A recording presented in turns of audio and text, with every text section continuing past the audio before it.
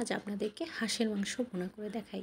তবে আজকের রেসিপিটা একেবারে নতুনদের জন্য, খুব সহজ, ঝটপট, ভীষণ লোভনীয় এবং দেখতে এত বেশি ইয়াম্মি। আপনাদের এই রান্নাটা করার পরে আপনারা নিজেরাই বুঝতে পারবেন যে আপনারা সেরা রাঁধুনি হয়ে গেছেন। তো আমি এখানে হাঁসের মাংস প্রথমে ধুয়ে নিয়েছি সুন্দর করে, পানি ঝরিয়ে আমি দিয়ে দিলাম 3টা তেজপাতা, 1 টেবিল চামচ দিয়ে দিচ্ছি টক দই, তারপরে আমি এখানে দিয়ে দিব 1 টেবিল চামচের কম দিচ্ছি ধনিয়া গুঁড়া, তারপরে দিচ্ছি 1 টেবিল চামচ পরিমাণ লবণ। আর লবণটা একটু প্রথমে কম পড়ে গেছিলো, এই জন্য আমি পরে এটা ব্যালেন্স করলাম। আর হাঁসের মাংসের সব সময় মরিচের পরিমাণ বেশি দেয়, এই জন্য আমি এখানে দিয়ে দিলাম গরম মশলার গুঁড়া 1 টেবিল চামচ, আর মরিচ দিলাম 1 টেবিল চামচের বেশি। আর এখানে বাটা মশলাটা পেঁয়াজ, রসুন, আদার পেস্ট একসাথে ছিল, সেটা দিয়ে দিলাম। আর এখানে আমি দিয়ে দিব 1/2 কাপ পরিমাণ কুচি করে রাখা পেঁয়াজ দিব, আর দিয়ে দিচ্ছি সরিষার তেল। এবং এই হাঁসের মাংস রান্না করতে সরিষার তেলের পরিমাণটা খুব কম দিয়েছি। আপনারা কিন্তু রেজাল্ট খাওয়ার পরেই বুঝতে পারবেন যে কতটা সুস্বাদু হয়েছে এই হাঁসের মাংসটা।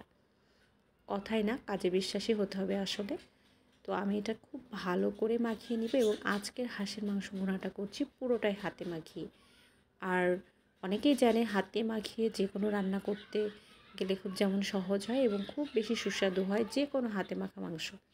তারপরে আমি দিয়ে দিলাম 1 টেবিল চামচ পরিমাণ হলুদের গুঁড়া, তারপরে মাখিয়ে নিচ্ছি। কেউ চাইলে হলুদের গুঁড়াটা পরেও দিতে পারে, আমি একটু এখানে মাখানোর সময়ই দিচ্ছি। তো এটাকে মাখিয়ে নেওয়ার পরে আমি এখন দিয়ে দিব 1 টেবিল চামচ পরিমাণ ভিনেগার।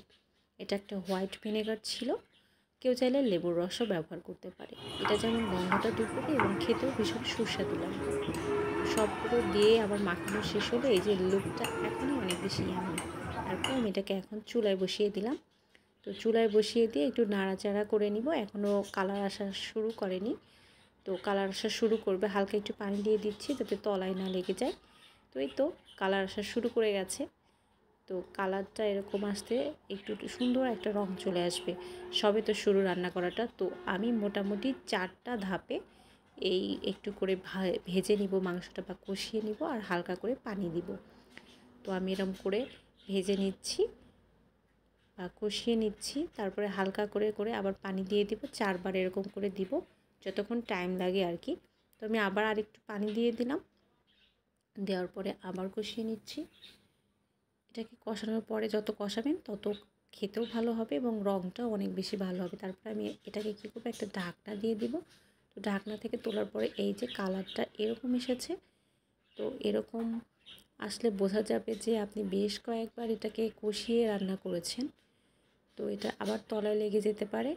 তো হাঁসের মাংসে একটা গন্ধ থাকে, সেই গন্ধটা দূর করার এই যে আমি মোটামুটি 3বার পানি দেওয়া হয়ে গেল আমার।